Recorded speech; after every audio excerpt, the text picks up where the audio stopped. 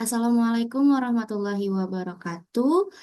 Perkenalkan, kami dari kelompok 4. Pada kesempatan kali ini, kami akan membahas salah satu materi pada mata kuliah geometri transformasi, yaitu pencerminan geser. Sebelumnya, kelompok kami terdiri dari 3 anggota, yaitu Karissa Astrid Alicia dengan NIM 13056230009, lalu ada Fanya Bila Krisdiana Adi dengan NIM 13056230016, dan yang terakhir ada Sheila Sabrina dengan NIM 13056230063. Pencerminan geser. Pencerminan geser dapat diperoleh dari komposisi antara isometri-isometri yang telah dipelajari terdahulu, yaitu pencerminan, translasi, dan rotasi. Pada materi-materi sebelumnya, kita telah mengetahui bahwa komposisi dua translasi adalah sebuah translasi, komposisi dua pencerminan adalah sebuah translasi atau sebuah rotasi, komposisi dua rotasi adalah sebuah translasi atau rotasi, dan komposisi sebuah rotasi dan sebuah translasi adalah sebuah rotasi yang sudut rotasinya sama dengan sudut rotasi yang diketahui. Definisi 6.1. Pemetaan gamma disebut refleksi geser apabila ada garis V dan sebuah ruas garis berarah AB sejajar V sehingga gamma sama dengan gamma AB komposisi mu V, atau refleksi geser sama dengan pencerminan V dilanjut dengan translasi AB dengan V disebut sumbu refleksi geser. Sebuah transformasi R dinamakan refleksi geser apabila ada garis G dan sebuah ruas garis berarah AB yang sejajar dengan G sehingga R sama dengan geseran AB dikali MG. Garis G ini dinamakan sumbu refleksi geser. Oleh karena setiap translasi dapat diuraikan menjadi hasil kali dua refleksi garis, maka suatu refleksi geser dapat ditulis sebagai hasil kali 3 refleksi garis. Perhatikan penjelasan berikut ini. Jadi di sini ada garis G, lalu ada ruas garis berarah AB, dan ada titik P. Titik P ini apabila kita geser sejauh ruas garis berarah AB, didapatkan geserannya yaitu titik C, yang artinya geseran AB terhadap titik P adalah C.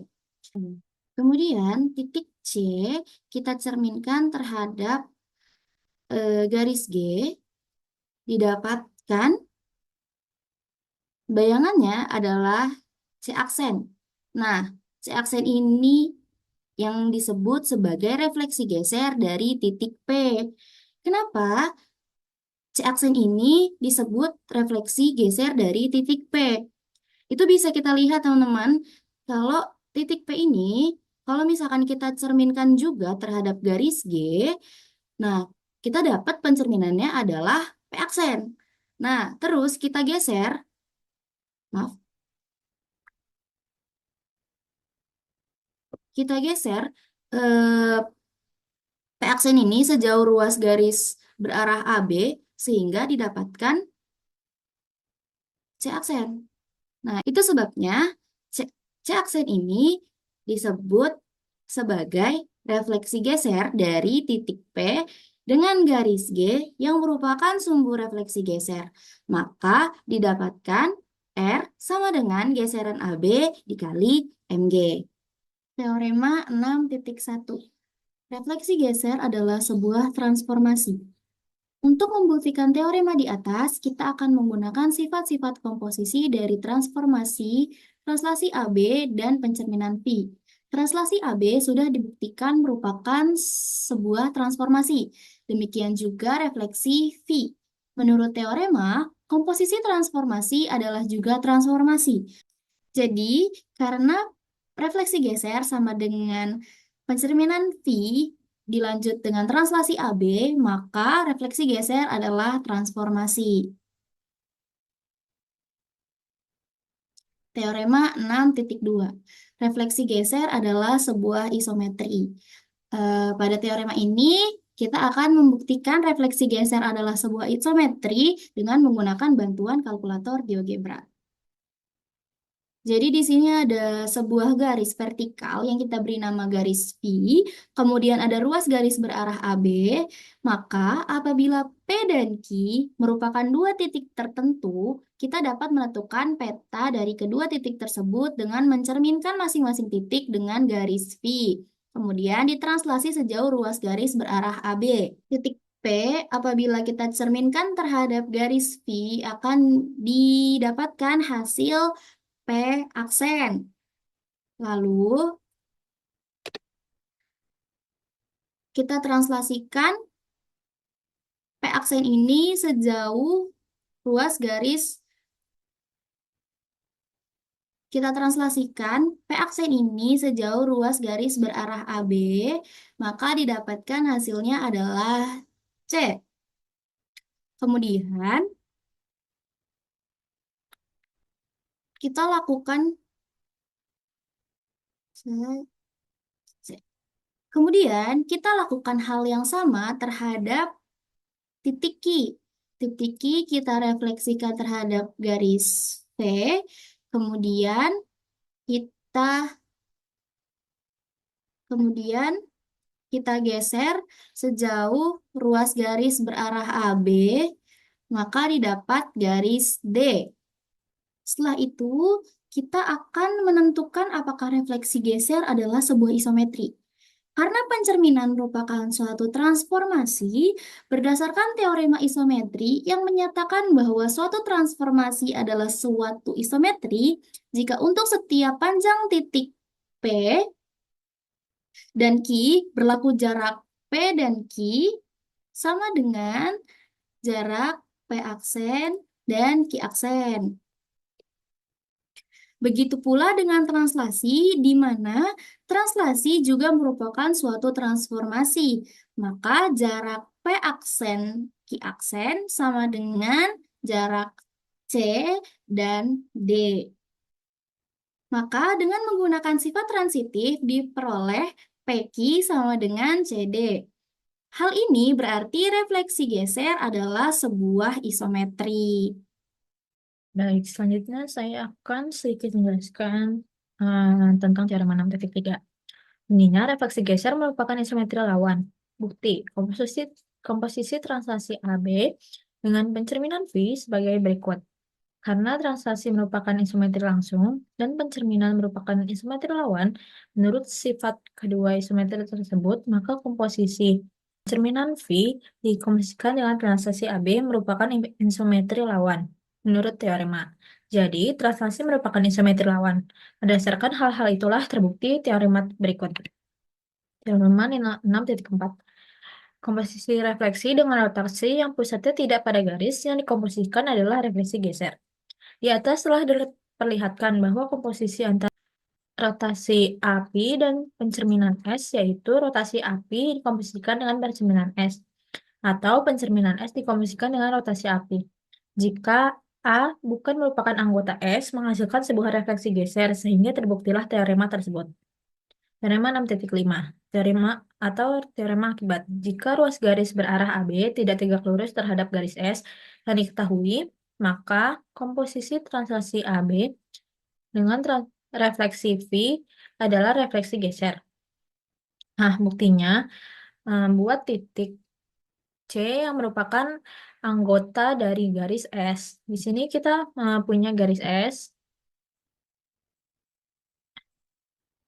Nah, kemudian C-nya itu anggota dari garis S tersebut di sini.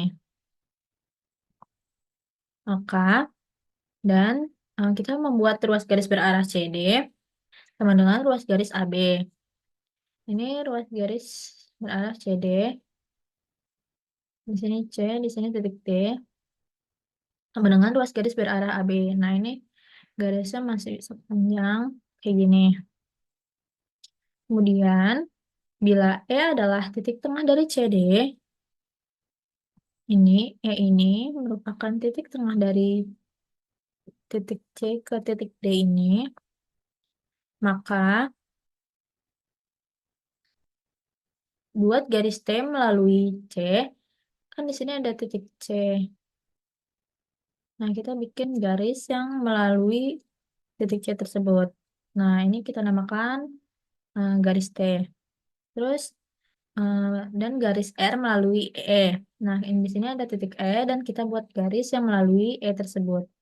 Nah, kita buat panjang ke bawah aja. Jadilah garis R. Masing-masing tegak lurus terhadap CD. Luas garis berarah CD. Ini masing-masingnya tegak lurus terhadap garis berarah CD kan. Nah, menurut teorema translasi AB sama dengan refleksi T dikomposisikan dengan refleksi R sehingga refleksi S dikomposisikan dengan translasi AB sama dengan refleksi T dikomposisikan dengan refleksi R dikomposisikan dengan refleksi S sama dengan refleksi R dikomposisikan dengan refleksi S dikomposisikan dengan refleksi T sama dengan rotasi CP dikomposisikan dengan refleksi R dengan Pi adalah 2 kali ukuran sudut dan garis S ke garis T. Menurut teorema 6.4, rotasi CP dikomposisikan dengan refleksi R adalah refleksi geser. Jadi lanjutan dari yang sebelumnya, untuk komposisi yang terbentuk adalah refleksi AB dikomposisikan, translasi AB dikomposisikan dengan refleksi S. Kita harus mengubah posisi R dan T agar komposisinya dapat disederhanakan. Buatlah titik E anggota S sehingga E tengah-tengah segmen berarah dari CD. Luas garis berarah CD, maaf. Sini ada E, titik E. E ini elemen anggota dari garis S tersebut. Hmm, sehingga E tengah-tengah segmen berarah ruas garis CD. Nah, kita buat ruas garis berarah CD di sini. Di sini itu B-nya sama dengan ruas garis berarah AB. Di sini ruas garis berarah AB.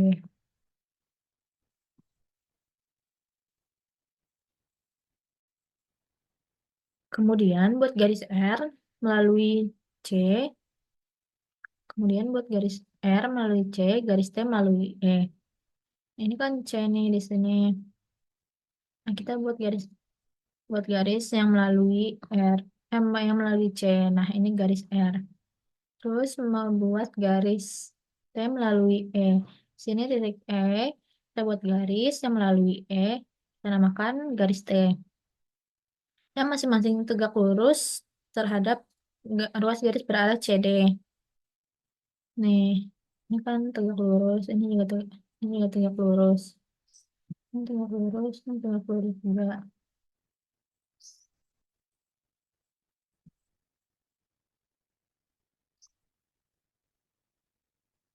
Nah, selanjutnya, teorema translasi AB sama dengan refleksi R dikomposisikan dengan refleksi T, sehingga translasi AB dikomposisikan dengan refleksi S sama dengan refleksi S dikomposisikan dengan refleksi R dikomposisikan dengan refleksi T sama dengan refleksi T dikomposisikan dengan refleksi S dikomposisikan dengan refleksi R.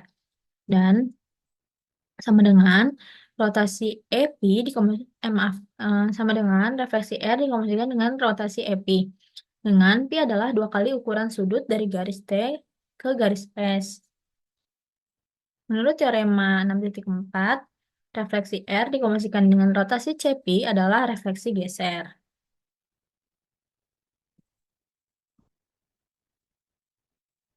Nah, selanjutnya, teorema 6.6. Jika ruas garis berarah AB tegak lurus terhadap garis S yang diketahui, maka komposisi translasi AB dengan refleksi S adalah pencerminan. Buktinya, kita buat titik C pada garis S. Ini titik C. Kemudian, buat ruas garis berarah CD. Ini ruas garis berarah CD sama dengan luas garis berarah AB. Ini A ke B.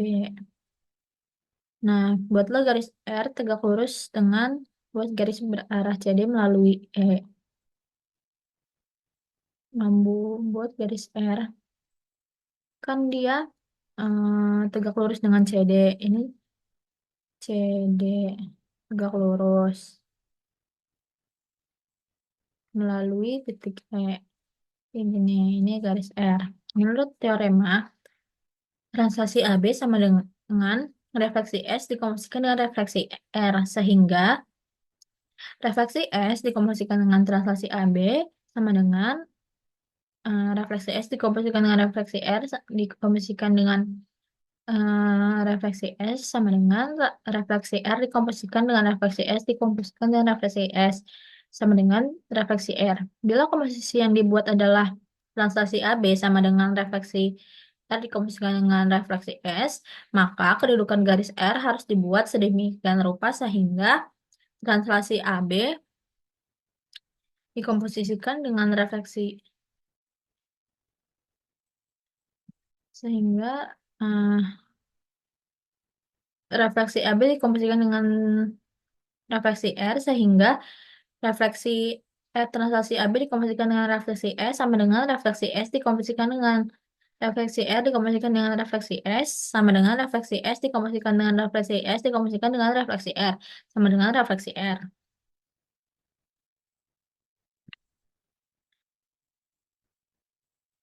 Nah, selanjutnya teorema 6.7. Misal diketahui tiga buah garis RS dan T yang ketiganya tidak kongruen. Kongruen adalah melalui satu titik dan tidak ketiganya sekaligus sejajar. Maka komposisi refleksi terhadap ketiga garis itu adalah suatu refleksi geser.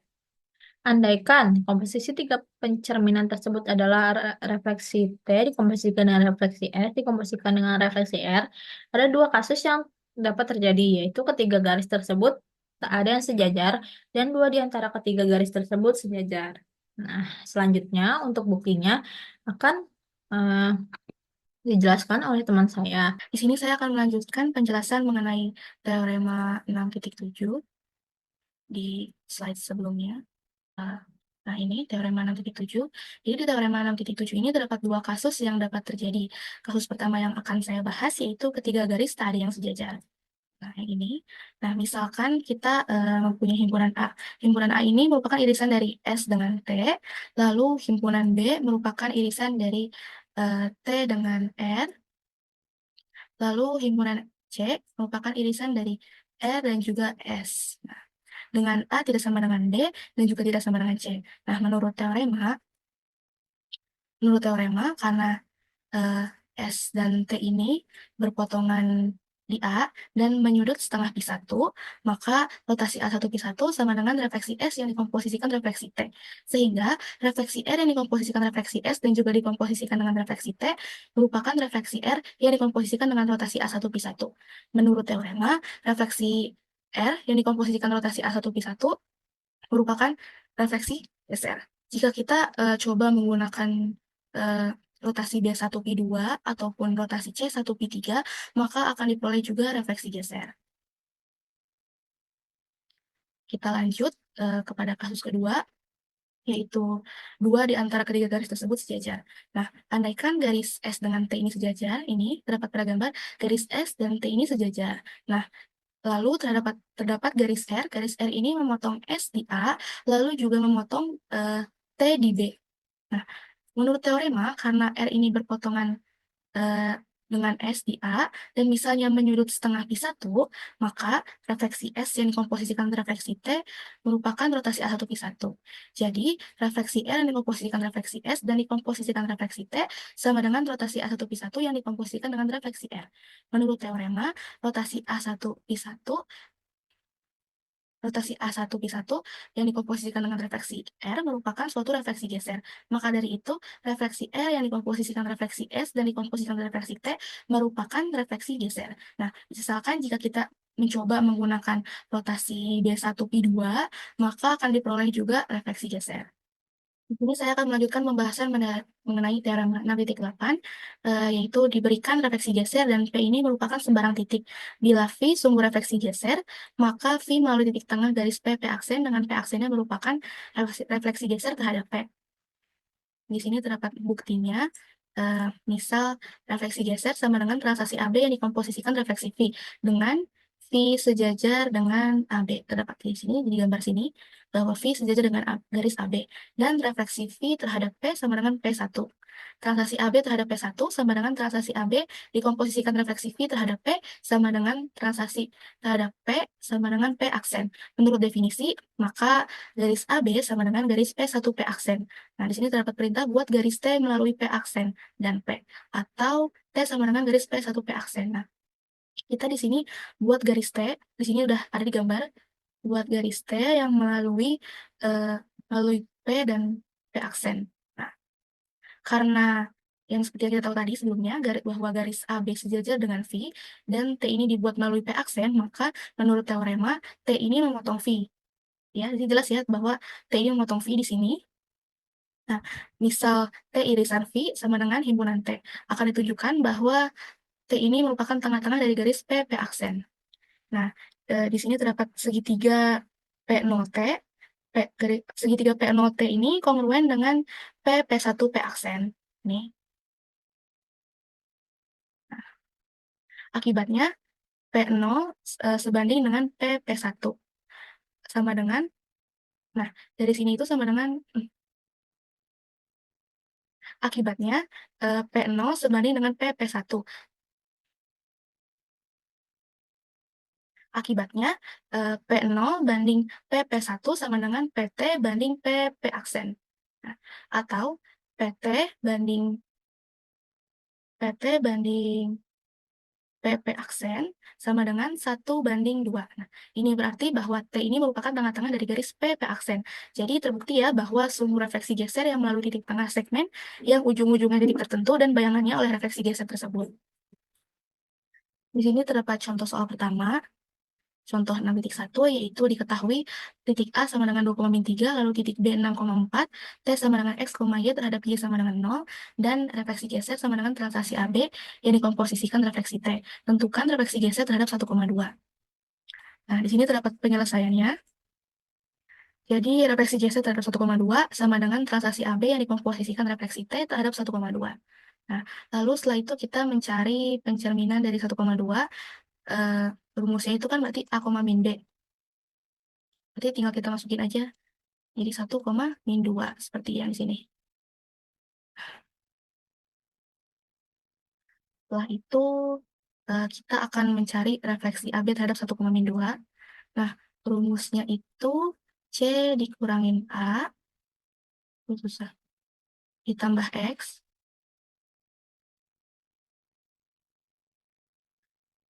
C dikurangin A, ditambah X, D dikurangin B, ditambah Y. Nah, seperti yang kita tahu, di soal titik A-nya 2,3 dan titik B 6,4. Nah, C-nya itu 6, lalu A-nya itu -2, ditambah X, X-nya ini dari sini ya. Dari sini, X-nya 1, lalu D-nya itu 4, dan B-nya itu 3. Y-nya -2, Y-nya dari sini. Jadi 6 dikurangi 2 ditambah 1, 4 tambah 3 dikurangi 2. Hasilnya yaitu 5,5.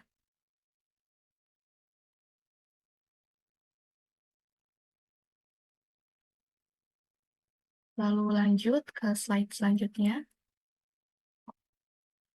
Nah, di sini terdapat contoh yang kedua, contoh 6.2.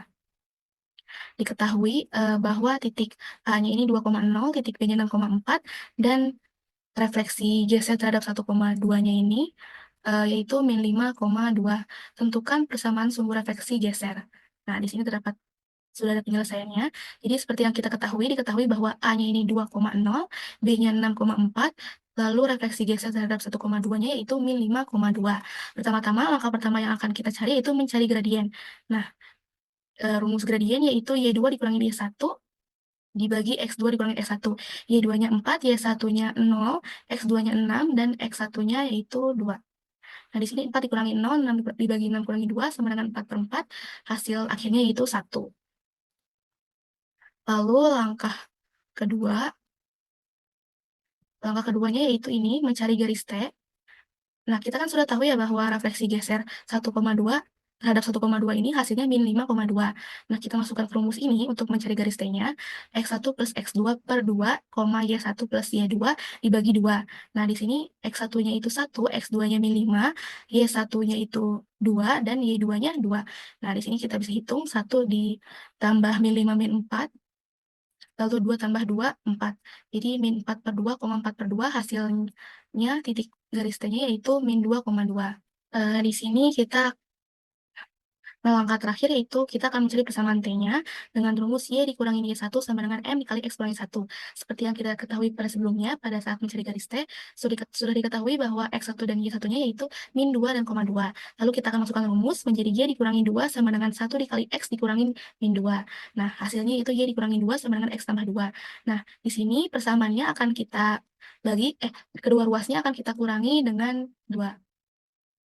Ya, kedua ruasnya akan kita kurangi dengan 2. Setelah dihitung, hasilnya yaitu menjadi Y dikurangin min 4 sama dengan X. Nah, Y dikurangin 4 sama dengan X ini kedua ruasnya akan kita kurangi lagi dengan X. Lalu setelah dikurangi akan menghasilkan seperti ini. Jawabannya yaitu Y dikurangin X dikurangin 4 sama dengan 0. Jadi, persamaan sumbu refleksi geser dari soal ini, jawabannya yaitu Y dikurangin X dikurangin 4 sama dengan 0. Sekian presentasi dari kelompok kami, kurang lebihnya mohon maaf.